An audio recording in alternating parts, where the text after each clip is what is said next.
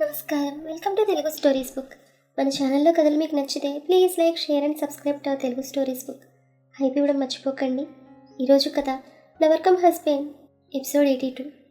ఇంక కథలోకి వెళ్తే ఇద్దరు కిందకు వచ్చేసరికి తన క్యారవాన్ రెడీగా ఉంది. రిషి పైకెక్కి వెల్కమ్ మిస్సెస్ కృతి రిష్విక్ అంటూ చెయ్యి అందించాడు. కృతి రిషి చేయి పట్టుకుని పైకెక్కింది. రిషి డ్రైవర్తో నీకు అడ్రస్ చెప్పాను కదా, మీ మేడం గారు ఫస్ట్ టైం ఎక్కారు, జాగ్రత్త అంటూ కృతి చేయి పట్టుకుని లోపలికి తీసుకెళ్ళి డోర్ లాక్ చేశాడు. వెల్కమ్ టు రిషీస్ ఎంపైర్ అన్నాడు.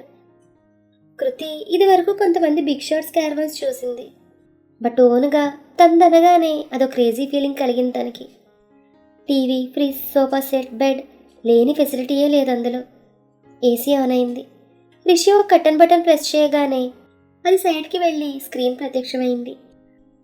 అందులో కృతి 9th స్టాండర్డ్లో 2 జళ్ళు వేసుకుని స్కూల్ యూనిఫామ్లో ఉన్న ఫోటో నుండి కాలేజీ చెఫ్గా సెలెక్ట్ అవ్వడం, లవ్లో ఉన్నప్పుడు పిక్స్, పెళ్లి కూతురు గెటప్లో ఉన్న ఫోటోలు ఒకదాని తర్వాత ఒకటి ప్లే అవుతున్నాయి. మొత్తం తనవే, సింగిల్గా. అది చూసిన మన చెఫ్ పాప ఫుల్ షాక్. సౌండ్ లేదు. రిషి తన్నే నవ్వుతూ గమనిస్తున్నాడు. ఎలా ఉంది మేడం అని అడిగాడు రిషి. సూపర్. అవును, రోజు చూస్తావా నా ఫొటోస్ అంటూ తన చేత్తో తడిమింది స్క్రీన్ కృతి. రోజుకు 5 సార్లు చూస్తానన్నాడు రిషి. అన్నిసార్లు ఎందుకో అని బుగ్గలు గట్టిగా లాగింది కృతి. అబ్బా, ఎందుకలా లాగుతున్నావు అన్నాడు రిషి. నేనంటే కోపం కదా, మరి ఫొటోస్ ఎందుకు చూడడం? అదే కాక నేను ఎక్కడున్నా అని చెప్పావు కదా అని అడిగింది గుండె చూపించి. రిషి తన కూర్చోబెట్టి కోపం కోపం అసలైతే చాలా కోపం వచ్చింది. ఎంతంటే నీ మీద కోపం నా యాటిట్యూడ్నే మార్చేంతగా. కానీ చిన్ను, నీ అభాషణ సంగతి తెలిసాక అది ఇంకా పెరిగింది. మరి ఇప్పుడు తగ్గింది అని అడిగింది కృతి. తగ్గిందని నేను చెప్పానా అన్నాడు రిషి.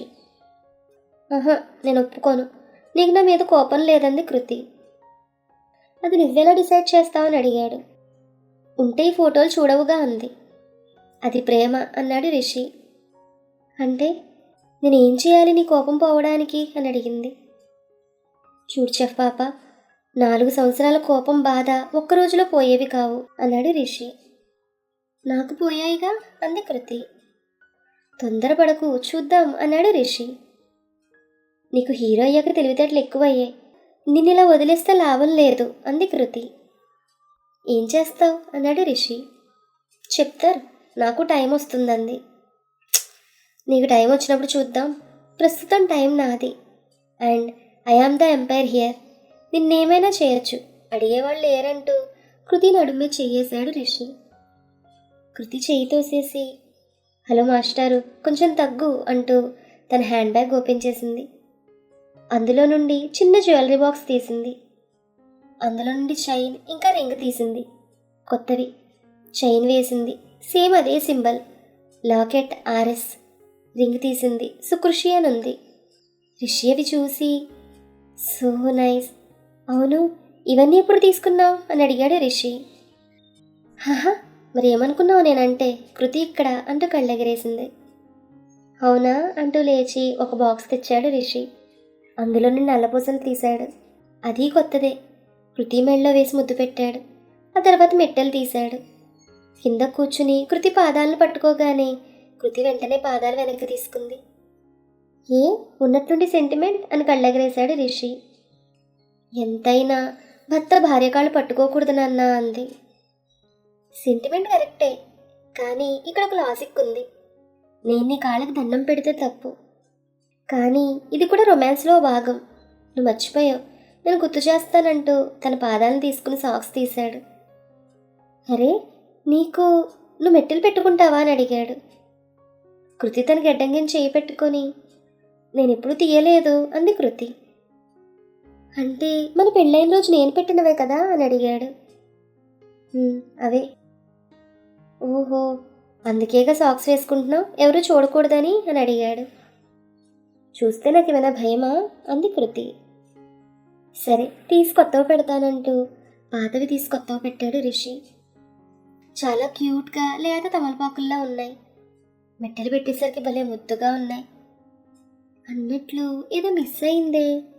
"హా" అంటూ లేచి నెయిల్ పాలిష్ తెచ్చాడు. Pink colour. మళ్ళీ కృతి పాదాలు పట్టుకుని ఒక్కో వేలుకు వేసుకుంటూ వచ్చాడు. అంతా వేశాక ఇప్పుడు చూడు ఇంకా ముద్దొస్తున్నాయంటూ ముద్దు పెట్టాడు. కృతికి ఇసుక్కని నవ్వింది. ఆడలేడీస్కి ముఖ్య సూచన ఏంటంటే ఇదంతా నిజమే, కల కాదు. "అవును, నీ దగ్గర నెయిల్ పాలిష్ ఎక్కడిది?" అంటూ సీరియస్ లుక్ ఇచ్చింది కృతి. "నేను నీలా చెఫ్ కాదు, గరిట్లు గిన్నెలు ఉండడానికి. మూవీ ఆర్టిస్ట్నే. మేకప్ సామాగ్రి మొత్తం ఉంటుందని తలకొట్టుకున్నాడు. తర్వాత పైకి లేచి "నీకోసం ఒకటి కొన్నాను చూడన్నాడు." కృతి చూసింది. కొత్త ఫోన్. "వావ్, భలే ఉంది. ఎప్పుడు కొన్నావు?" అని అడిగింది. "ఆ రోజు తమరు కావాలనే ఫోన్ పగలగొట్టుకుని నన్ను టెస్ట్ చేశారే, ఆ నెక్స్ట్ డే కొన్నానన్నాడు." "ఆహా, నన్ను కొట్టావుగా ఆ రోజు" అంది కృతి. "సారీ బుడ్డి, ఎంత టెన్షన్ పడ్డానో తెలుసా, గుండాగినంత పని అయింది" అన్నాడు రిషి. "అబ్బా, 4 సంవత్సరాలు చూడకుండా ఉన్నావు, మరి ఆ రోజు ఏంటి సడన్గా?" అని అడిగింది కృతి. "నేను చూడలేదు, నువ్వెలా డిసైడ్ చేస్తావు?" అని అడిగాడు. "అంటే చూసావా?" "నేను చెప్పను." "అబ్బా, ఏంటి రిషి నాకు ఈ సస్పెన్స్." "ఓ" అంటూ మూతి ముడిచింది. రిషి తన లిప్స్ అందుకున్నాడు. కృతి తను విడిపించుకొని "ఓ, నేనేమడిగినా చెప్పవు, కానీ ఈ వేషాలకు మాత్రం ఏం తక్కువ లేదు" అంది. "రే బుడ్డోడా, మర్యాదగా కిస్ మాత్రమే ఇస్తున్నాను, లేకపోతే ప్రాజెక్ట్ వర్క్ కూడా ఇక్కడే స్టార్ట్ చేస్తానన్నాడు. సిగ్గుపడింది కృతి. తన ఫేస్ అంతా బేబీ పింక్ కలర్లోకి చేంజ్ అవుతుంది. "ఇంకా సిగ్గు ఏంటివే?" అన్నాడు రిషి. "సరే, ఇప్పుడు ఎక్కడికి?" అని అడిగింది కృతి. "తినబోతు రుచులెందుకు, చూస్తావుగా" అన్నాడు రిషి. "నువ్వైతే ఎన్నిసార్లైనా కిస్ చేయొచ్చు, ప్రాజెక్ట్" అంటూ ఆపింది. "అమ్మని, కనపడవు కానీ నీకు ఎక్సక్కాయలు ఎక్కువే." ఏంటి, కంప్లీట్ చేయి" అన్నాడు. "ఏం లేదు." "నేను చెప్పనా" అంటూ చెవులో చెప్పాడు. "బాబు, నీకో దండం, అసలు అలా ఎలా చెప్తావు అంత కరెక్ట్గా" అని అడిగింది కృతి. రిషి కాలర్ ఎగరేస్తూ "నాకు సెన్స్ ఆఫ్ రొమాన్స్ ఎక్కువలే" అన్నాడు. ఇంతలో క్యారవాన్ ఆగింది. అది చూసిన రిషి "రా, చూడగానే షాక్ అవ్వకు" అంటూ కిందకి దిగి కృతి నడుం పట్టుకుని దింపాడు. "టెట్టడాయ్" అంటూ చూపించాడు రిషి. కృతి అంతలా షాక్ అయ్యేలా ఎక్కడికి వెళ్ళుంటారు? నెక్స్ట్ ఎపిసోడ్లో తెలుసుకుందాం. Keep listening. ఈ కథ మీకు నచ్చితే please like, share and subscribe to our Telugu stories book. Thank you.